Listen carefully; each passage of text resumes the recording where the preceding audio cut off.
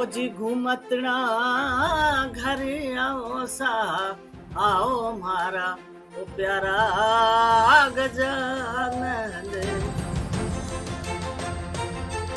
मैं छोटी स्थल की गाँव की एक औरत हूँ और जानती भी कोनी तो मैंने अतो बड़ो पद दियो है, तो मैं बहुत बहुत धन्यवाद देती हूँ भारत सरकार को बहुत बहुत।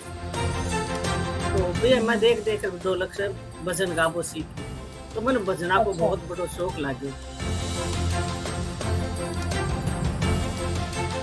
गाने बजाने में इतनी रुचि है, तो मैं चाहे हुँ, भूखी हुँ, रह हुँ। जाऊँ ये 2 घंटा या 4 घंटा, लेकिन गाना अ, बजाना में बैठ जाऊँ जब कोई परवाह नहीं खाने की।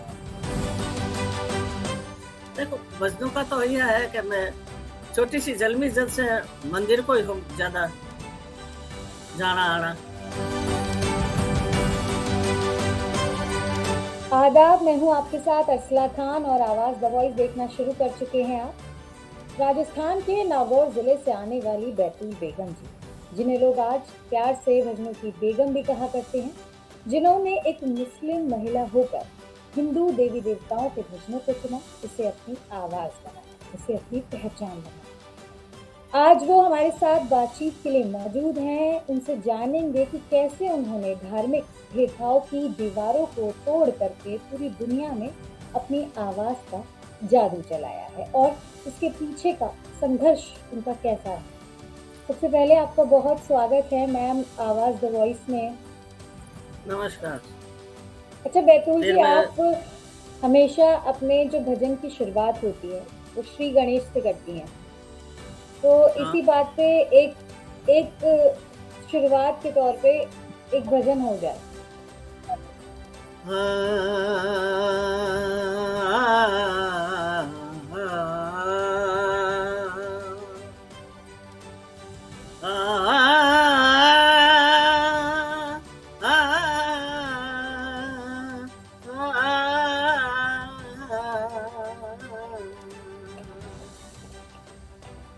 प्यारा गजानन देवा, प्यारा गजानन प्यारा गजानन देवा, प्यारा गजानन ओ जी घूमतना घर आओ सा, आओ मारा ओ प्यारा गजानन।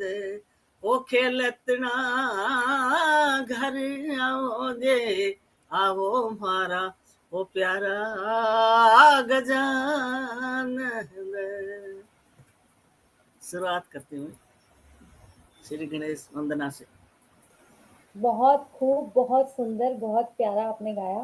पूरी दुनिया में भजनों की बेगम कहलाई जाती हैं, तो इसके लिए आप किसको श्रेय देना चाहेंगी? किसका धन्यवाद करना चाहेंगी?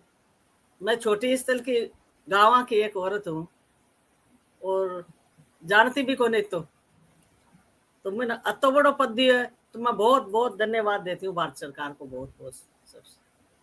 अच्छा बैतूल जी, आप बहुत छोटी उम्र से ही भजनों को मतलब अपनी आपने आवाज़ बनाया, हिंदू भजन चुने। तो उसके पीछे की मुश्किल घड़ी भी रही होगी, सफ़र आसान तो नहीं रहा होगा। उसे बताइए कैसा आपने क्या कुछ अपने जीवन में देखा? क्या कुछ कठिनाइयाँ झेली आपने? देखो मैं नागौर जिला की हूँ और नागौर जिला में मेरा छोटा सा गांव है, डीडवाना के पास केराप। केरा हुँ, केराप गांव के रहने वाले हूँ मैं और जी। छोटा सा गांव है। में कोई ज्यादा वो नहीं है, बस्ती ज्यादा नहीं है, 200-300 घर है। हमारे पास में है, मैं भजन ये सीखी कि मंदिर है ठाकुर जी को, मगर एक ही दीवार है। तो दीवार का ही पहले दीवार ही कहीं ही यही पड़ा रहता है, यही कोई छोटी मोटी बाड़ा सी रहती जो वह मंदिर में उन्हें जाने आने से वह बाड़ा भी वह यहाँ हो जाती। वो छोटी मोटी बाढ़ होती, वह बाढ़ ही हो जाती, छोरियाँ इधर अठीने अठीने घूमती भागती खेलती सहेलियाँ सब, तो वो भी हो जाती। तो मेरे बिल्कुल पास में मंदिर और ठाकुर जी के मंदिर में ढोलक की भी मैं भजन करती, सब सहेलियाँ मिलकर। पूजारण जी हमारी सहेलियाँ बहुत ही, सावित्री ही, रत्नी ही, रुक्मणी ही, ये जी सारे सीता आपके ही, बहुत सारे। साथी रहे।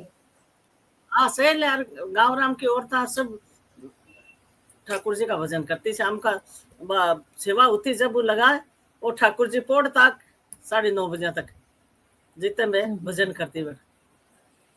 तो भी मन शौक लागो ठाकुर जी का मंदिर से मन शौक लागो भजना को। तो मैं भजन अच्छा बट मंदिर से करती। तो बट ढोलक की जब ढोलक को मैं बजा और श्री की पुजारी जी बजाता हमारा ढोलक।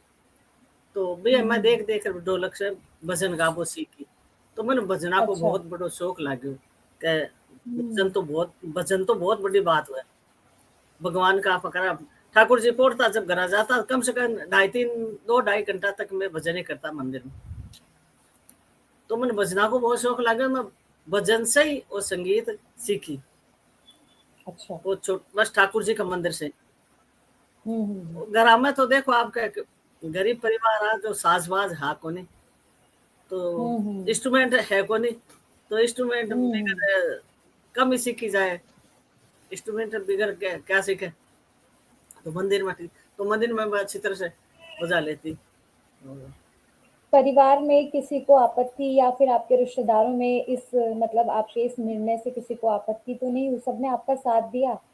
कोई वो मतलब ही कोने गांव में कोई मतलब कोई दिक्कत ही नहीं। करो भजन अच्छा करो सब सब मिली मिल करा कोई दिक्कत ही कौन माँ का 2-3-4 भाई का ही घर है और ज्यादा है कौन। हम्म। मैं थोड़ा एक पुरानी छान होती छाना छप्पर होता है छप्पर जी वो हम्म छान बोलते गांव में छप्पर। हम्म तो वो छप्पर था। हम्म तो एक छान थी उसके गेट था। छान का एक गेट लकड़ी का। तो वो लकड़ी का गेट है ना। मैं मंदिर में से ढोलक बजा रहा थी तो वापस घर आती वो दिमाग में वो रहा तो भी भजन पर तान बजाने भी भजन पर बजाने भी तो बात दिमाग में रहती। तो हमारे छान वो छप्पर हो ना तो भी है ना जो लकड़ी को गेट अच्छो हो। तो वो लकड़ी को गेट बजाती ना मैं। तो वो लकड़ी को गेट बहुत बढ़िया आवाज आती भी लकड़ी के गेट में बाजवा के। तो बी के ऊपर अच्छा मंदिर में आर फिर भी को सीख बोकरती में। तो भी कारण मारो वो भी आई रियाज वो भी लकड़ी के गेट हमारे छप्पर पर चांद छप्पर पर ही वो गेट लकड़ी का। तो वो बहुत अच्छो सुर में बाज वो गेट अच्छो सुर में बाज सुरीलो गेट हो वो। तो वो सुराउट अच्छा में बसतो। तो वो मन शौक हम्म। भी कारण मंदिर को बाजार आ जाती फिर घर पर रियाज लकड़ी के गेट पर कर लेती। फिर ये कोई फाक का दिन होता। फाक का दिन में वो हुआ डफ बहुत बड़ो। तो वो डफ ही मैं भी शौक हूँ। डफ भी मैं बजाने लाग गई। हम्म तो वो डफ देख वो डफ बजाता तो वो यहाँ बजाता होरिया गावे ना होरिया कमाई ने बजावे चंग। तो मैं बजाता आदमी ने भैया बजाता फिर हाथ हुई और मैं हाथ हुई कोने में आदमी तो खाली हाथ हुई जब मैं वो भी राज करो मारो भी लकड़ी के गेट हूँ। तो मैं डप नहीं है ले और भी हिसाब से ले एक साइड में तबले की जगह गुद्दो लगाती रही एक हाथ साइड में यहाँ बजाती। तो वो भी हाँ, हम तो वो आपने डप भी सीख। दरवाजे से रियाज करना सीखा, ढोलक बजाना सीखा, बहुत बहुत अच्छी बात है ये। जब इंसान को लगन होती है तो वो कुछ भी करता है। तो आपके हाँ साथ परिवार में और भी कोई भजन गाता है? और भी किसी के साथ आप रियाज करती थी, किसी ने आपको सिखाया हो, या सिर्फ आप अकेली गाती हैं? देखो रियाज तो माको मंदिर में ही हो तो और कोई बता गुरु को नहीं हम सीखा वाला और कहीं नहीं? कोई गुरु। अच्छा, तो घर मैं में तो और ये कोई सुन गाता सुन के है? सीख और कोई भजन? हाँ, और या बस गांव का माँ चाचा जी मैं भजन में मैं बैठा रहता। तो भी हिसाब से मैं अच्छा सीख लिया सुन नहीं सीखा और कोई मार घरू बैठा और मैंने कोई हम्म तबलो बजानो कौन सिखायो ना वो सिखाया हमारे दिमाग को सीखी। मन शौक हम्म। हो हमेशा से गाना बजाना। तो मैं चाहे खानो ही लेट खाऊं अभी ये बोला नहीं मेरा पोता अरे दादी जी आपको जल्दी मैंने कहा चलो खाना ही निकल जल्दी से मैं खाने लगी नाश्ता किया कर रही मैंने कहा जल्दी से ठीक है बाद में खा लेंगे शाम को खा लेंगे। तो अच्छा मैं अच्छा मेरे को गाने बजाने में इतनी रुचि है। तो मैं चाहे भूखी रह जाऊँ 2 घंटा या 4 घंटा लेकिन गाना बजाना में बैठ जाऊं जब कोई परवाह नहीं खाने की।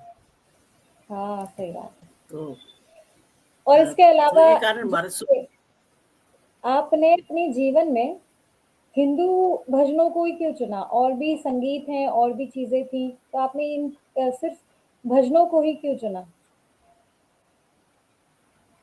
देखो भजनों का तो यह है कि मैं छोटी सी जन्मी जल से मंदिर को ही हम ज्यादा जाना आना। तो हम्म। वो ज्यादा दिल में रुचि ही, ज्यादा रुचि छोटी सी मंदिर में जाता, तो मंदिर को वो ही दिमाग में, चलो मंदिर में भजन करो, भजन करो, भगवान के सामने भजन जी करो, जी। भगवान का भजन करो, तो बस दिमाग में भाई हमेशा से बैठी रही। 6-7 साल की ही मैं, जब से मैंने संगीत को शौक हो, तो जब अच्छा। से मैं वो दिमाग में भाई है भजना की। और भैया तो फिर सुन सुन के सभी गाना गाती हूँ, अब तो गाती हूँ सभी, हाँ। माट भी गाती हूँ, भजन भी गाती हूँ, सभी गाती हूँ। अच्छा, आपने आपने जैसे वो मार शुरू से मेरा संगीत का जिक्र किया, आपने हाँ, मार संगीत का जिक्र किया, तो उसमें और एक नॉर्मल संगीत में क्या डिफरेंस होता है, क्या चीजें अलग अलग होती हैं? कि गला सुरीला होना चाहिए पहले बात तो। ठीक है। गले में सुर नहीं होगा तो कोई भजन या माड या कुछ नहीं सीखे। अच्छा और अच्छा। जब गला में सुरावट होगी तो माड भी सीखेगी, हम्म भजन भी सीखेंगे, हम्म और सभी हम्म को गाना सब सीखेंगे। तो पहले तो सरस्वती की देन है, गले में है ना सुरावट होना चाहिए। तो वो भजन के हिसाब से मैं पहले भजन नहीं करती, और माँ डी वैसे सुनती, वैसे बड़े बड़े लोग गाते, और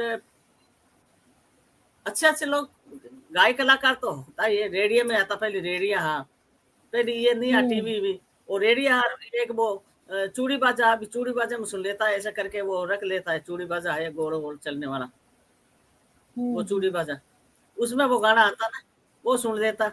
और क्या रेडियो, रेडियो में सुनता ना, तो रेडियो में सुन सुन के दिमाग में ये, तो माड का ही मैं, माड ही सीखी मेरी वजह से, सुन सुन के सीखी।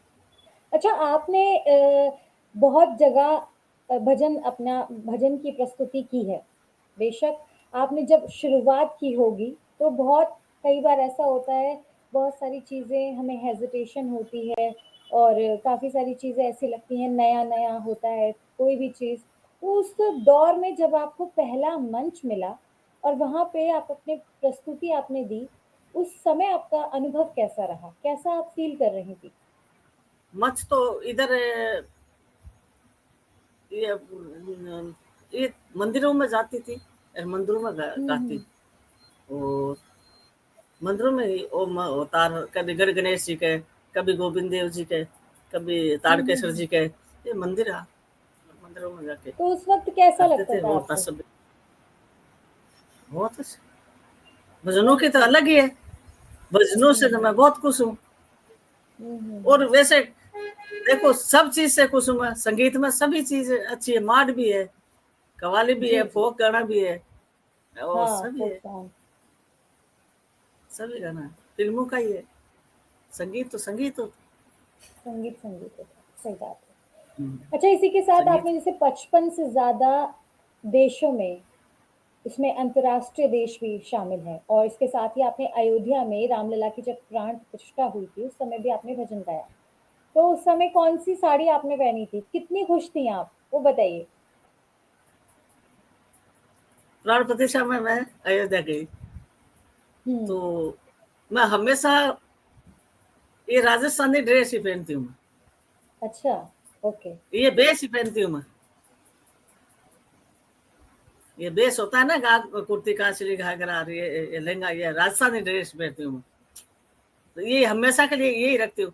और केसरिया, मोतिया हुँ। और गाजरिया, ये कलर मुझे बहुत पसंद है। अच्छा। तो और नारंजा कलर ये पसंद है।